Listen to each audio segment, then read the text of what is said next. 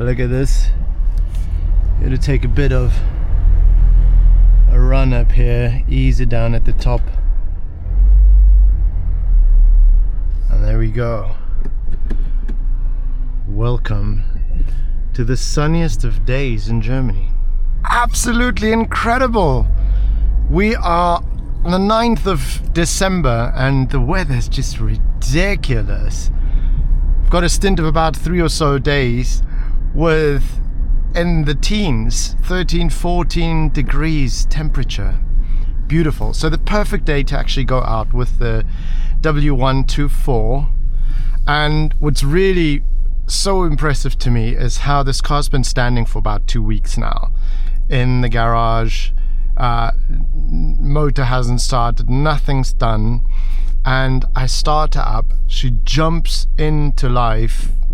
She jumps into life, and it always amazes me with what finesse this car just moves. It sounds crazy, but seriously, it's so smooth. It's so incredibly smooth. I dare say it's smoother than any of my other cars. The clutch take, the throttle input, it's just so smooth. The car literally eases off from where it was standing with finesse. That's the only way to really put it. I've got this new headgear for the POVs. Some of you said, I don't get the point where you actually put the camera on your head. Well, I don't. It's because there's a mouthpiece. So that's why I can't talk while I'm doing the POVs. It would be really nice because this way we can go for a drive and we can talk, but also you guys can see what I'm seeing.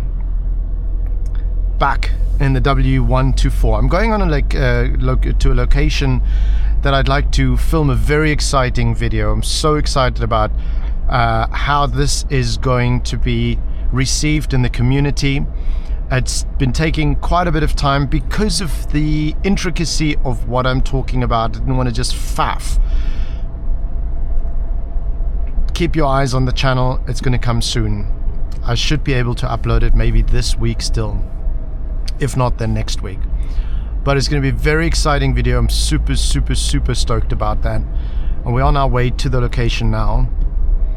Driving from central Munich onto the ring road, the Ringstrasse as they call it. What do you guys think about the new M2s? In the beginning it was quite something to get used to, but they've really grown on me. And to be honest, I'm not into the newest cars as much only as I used to be. But it's funny how a design concept seems so odd in the beginning and then becomes so loved after some time. I'd rather sit in this than in that though. No offense to BMW. I think amazing engineering with the M cars. But this is not comparable to an M class. It's not comparable to a modern car.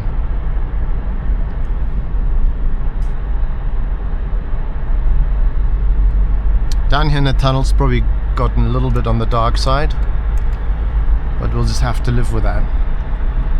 I've got the sunroof open, bit of ambient noise pouring in from the outside. Otherwise still just so incredibly composed. Love driving my 124. Love the fact that you can just Chilikovsky. Mother, I love this car. Really. And there's a good reason to be going on about this. It's not just because I haven't driven it for 2 weeks. I've been driving a different car for at least another week by now. Yes, I did buy another Mercedes, and I will be making a video on that soon, so you'll see which car I'm talking about. It's a newer model Mercedes, and although I'm super grateful and super liking it, I must admit that it doesn't have quite the same charm as this one for my liking. This is just, oh wow. This is it. This is absolutely it. I have a Ford Fiesta ST Mark 8, which is the last Fiestas STs that they built. It's a December 2018 model. They're never going to build the ST Fiesta again, as far as I can recall the papers talking.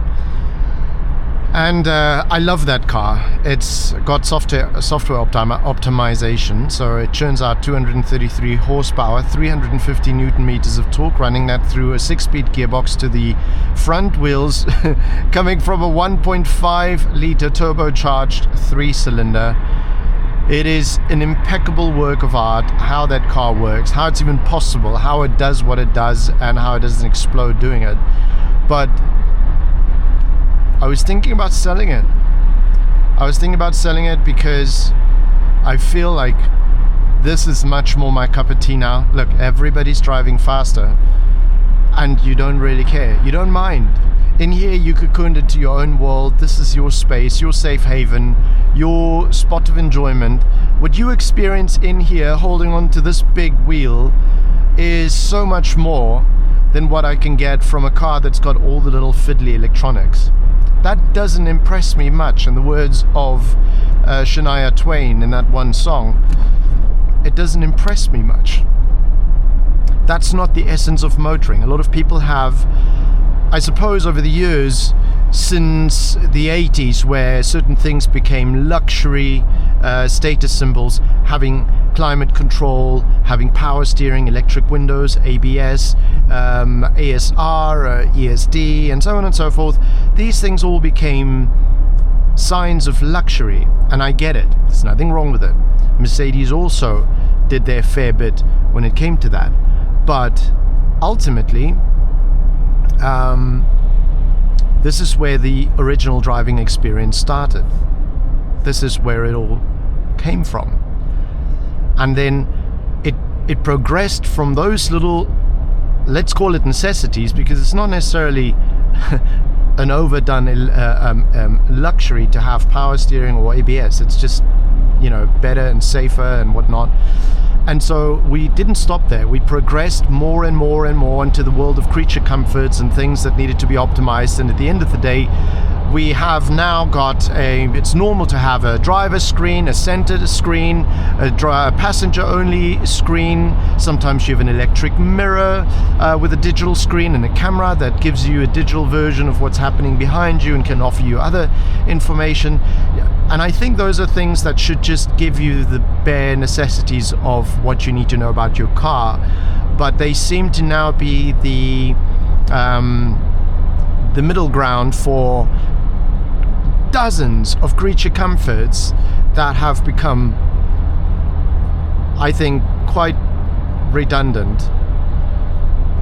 You don't need them. And because you have them and you've paid for them, you feel like they should be doing something for you. So there's this huge feeling of compulsion, towards all the accessories that you have in your car. If I have the screen, and if I have the infotainment, and if I have the this and that, I also should be using it. I also should dabble in it. But it doesn't give the value as much as this does. Because here, you're still concentrating on the essence of life, which is simply being. There's not much to be distracted about. My oil pressure's at 3. My temperature's just above 80, where it should be. I have enough fuel in my tank, and my rev counter's playing crazy balls because it doesn't know where it wants to be, between 2 and 3. But it's okay because the motor's running smooth. And I'm not doing more than what the speed limit says I'm allowed to do.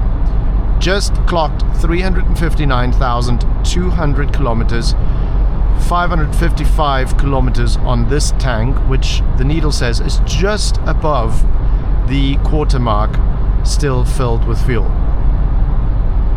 I feel honored at just how immaculate this Mercedes 124 is, still just oozing exactly the same essence of quality and luxury that it did 35 years ago. Funny that I say luxury, isn't it? Why would you say luxury if you don't have all the screens, if you don't have all the electric this and that? Because luxury isn't defined by superfluity. Luxury is defined by the depth of the quality and the thoughtfulness behind it. The contemplative engineering that happened, why that got born in the first place. That's really it. My dials are visible. Everything is ergonomically perfectly situated for me to work it without really having to lose concentration from the road. There's always streams of fresh air coming in here to feed the driver so that he stays conscious. Driving this car is, in many ways, exceptionally effortless. Look at me sitting like this. I spent a good 2 years doing driver's training for the Novitec film series because I didn't want to be the idiot to put a Ferrari into a tree. 9:15, 9:15, keep your hands on the wheel and sit like this and keep your foot on the dead pedal and be ready for anything. In this, you don't really have to. As a matter of fact, I'm driving on the wrong road now to the location, and I'm not really worried about it because I think as long as we're gliding along, all is good.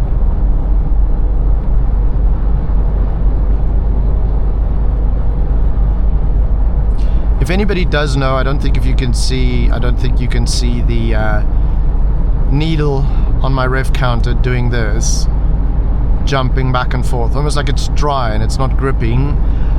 I don't know if that's mechanical, electrical. If anybody has any tips on that, I would really appreciate it. Let me know. Have you had a similar problem with your rev needle just, going berserk? And what can I do in order to try and fix that? Because I feel like it's getting worse.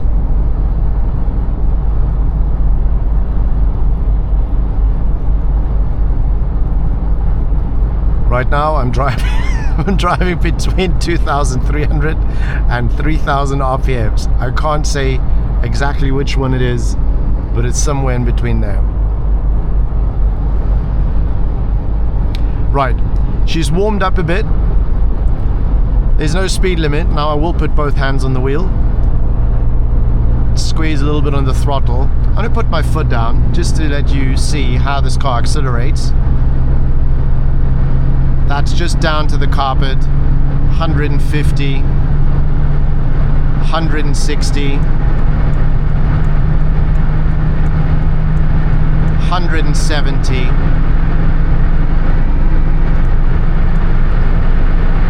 180, just over 180. Wow, baby, you are incredible. You are incredible. What a girl. What a girl. Wow. And a 35-year-old Mercedes, put your foot down and she crawls up to 180, and there was still room for much more. Top speed in these cars was set to be 200 kilometers per hour flat. True speed. True speed. The needle will probably hang its hand out of the window a little bit further than that. But what a machine this is. Holy moly. I've never done that before. This is the first time. Wow. Wow. That was amazing. And how quickly she got there.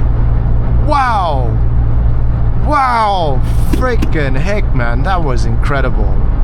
That was amazing. Staggering. What a car this is. What a car this is. Nearly 360,000 kilometers on the clock.